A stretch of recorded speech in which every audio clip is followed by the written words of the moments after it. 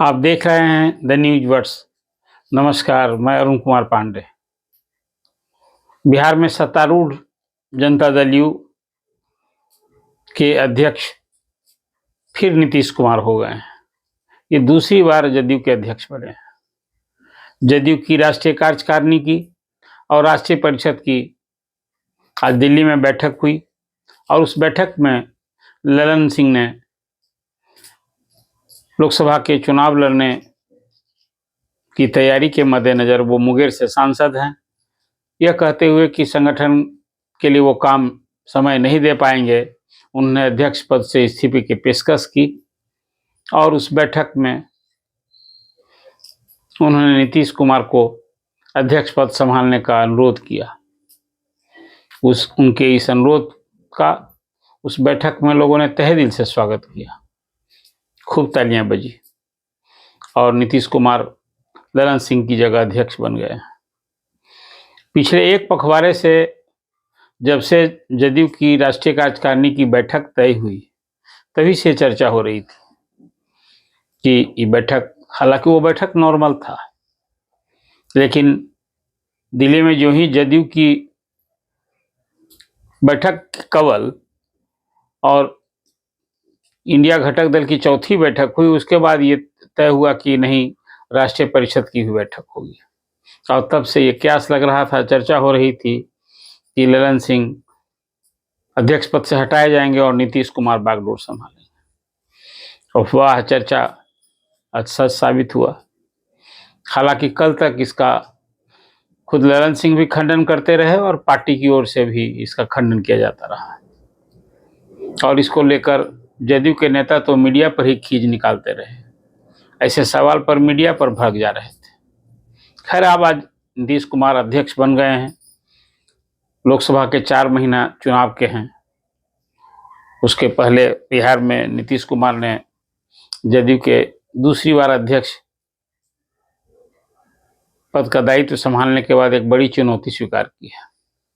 वो ये कि 40 लोकसभा सीट वाले बिहार में 16 जदयू की जीती हुई सीटें हैं। उन सीटों पर कब्जा बरकरार रखना और जैसा उन्होंने तय किया है, संकल्प लिया है कि हम बीजेपी को न सिर्फ बिहार में बल्कि पूरे देश भर में सत्ता से बाहर करेंगे। इसको लेकर उन्होंने सभी गैर भाजपा दलों की पटना में पहली बार बैठक की थी जून महीने में, और बैठक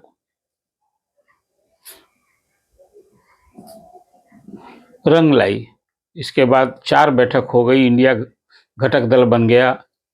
हालांकि एक क्यास लग रहा था कि नीतीश कुमार उसके संयोजक होंगे, तो पद नहीं मिला और पहली बैठक के बाद उस गठबंधन की बागडोर कांग्रेस ने संभाल ली और जहां जदयू लगातार नीतीश कुमार के लिए बैटिंग करता रहा कि उन्हें प्राइम मिनिस्टर बनना चाहिए, लालू प्रसाद राहुल गांधी के लिए करते रहे और महागठबंधन में एक बड़ा तरह तरह के क्यासबाजी और दावेदारी हो रही थी, जो उसकी एकता पर एक सवाल उठते रहा। हालांकि इसी महीने के 31 तारीख तक सीटों का बंटवारा होना है महागठबंधन में। अब नीतीश कुमार ने जब नया दायित्व संभाला है तो नए ढंग से पदाधिकारी बनेंगे, पार्टी का संसदीय बोर्ड का अध्यक्ष होगा और 2 कार्यकारी अध्यक्ष बनाने की भी चर्चा है। अब फिर आगे क्या होगा? अभी तो एक बात आई कि ललन सिंह का जो तेवर है, उनकी जो कार्यशैली है, उनका जो रवैया है, इसके कारण नीतीश कुमार ने पार्टी की कमान संभाली है। एक और चर्चा हो रही थी कि नीतीश कुमार की लालू प्रसाद से नज़दीकी बढ़ गई है, राजद से नज़दीकी बढ़ गई है और वो तेजस्वी को सीएम बनाना चाहते हैं। अब इसको लेकर यदि ललन सिंह को अध्यक्ष पद गंवाना पड़ा है, तब तो एक हैरानी की बात है कि क्या तब फिर लालू प्रसाद और नीतीश कुमार में कोई दूरी बढ़ गई है? ऐसा तो है नहीं। ये बड़ा विरोधाभासी चर्चा है।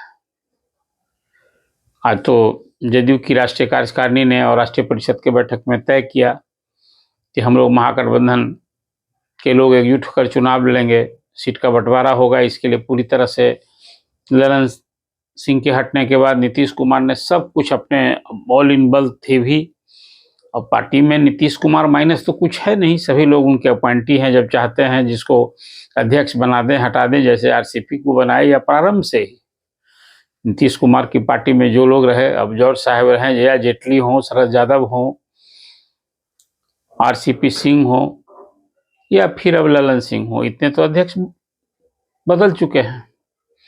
अब इस चुनाव में एक चुनौती है कि कैसे बिहार में बड़ी कामयाबी, हालांकि बिहार में मुझे लगता है कि सीटों के बंटवारे में बहुत कोई झंझट नहीं है। सीट का बंटवारा हो जाए, एकजुट खोल लगेंगे। और नीतीश कुमार ने यहाँ जो जातीय सर्वे कराया है, जो जातीय गणना कराई है, बिहार में सर्वाधिक 75% रिजर्वेशन लागू किया है, ये एक राष्ट्रीय मुद्दा बनाएंगे वो। फिर इस जातीय सर्वे को पूरे देश में चाहते हैं कि जैसे बिहार में जातीय गणना हुई है, पूरे देश में कराई जाए, और जिसकी जितनी आबादी है उसे हिस्सेदारी मिले, एक उन्होंने आवाज दी है।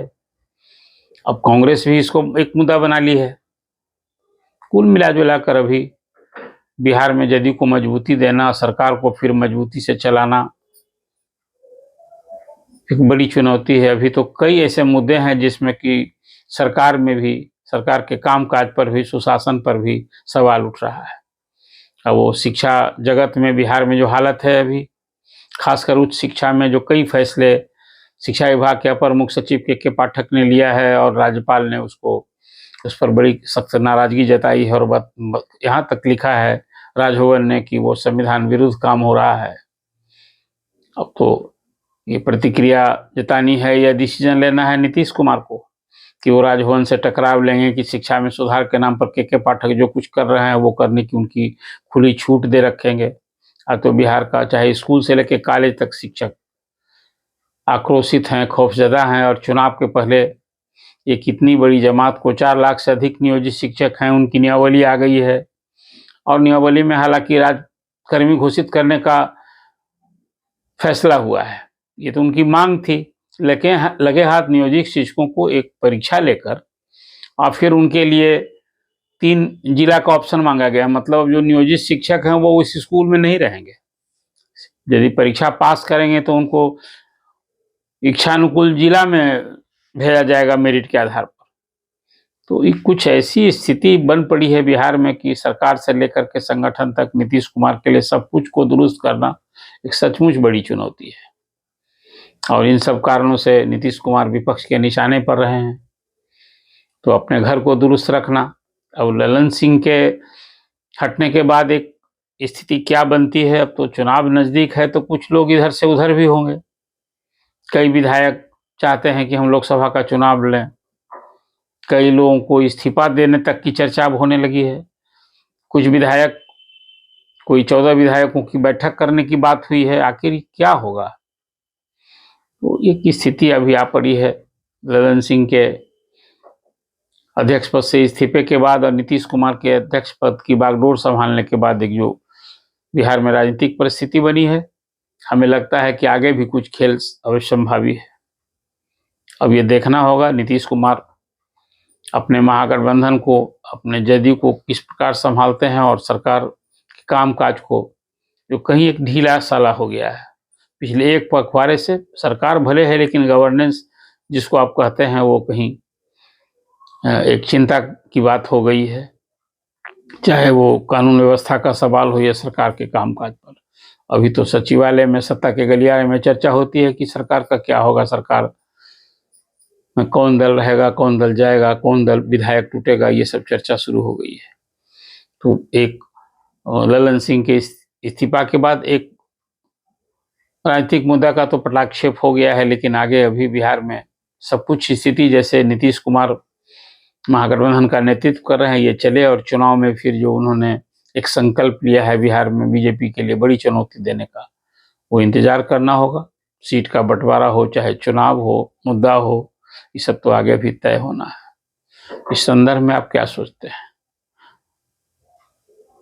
नीतीश कुमार के अध्यक्ष बनने के बाद क्या लगता है कि जदयू की चुनौती घट गई है, सरकार का कामकाज ठीक ढंग से चल रहा है, जदयू और राजद के रिश्ते आगे भी ठीक ठाक जिस ढंग से हैं वैसे रहेंगे, कि कुछ खेल हो सकता है? आप अपनी प्रतिक्रिया दीजिए और द न्यूज़ वर्स को सब्सक्राइब कीजिए।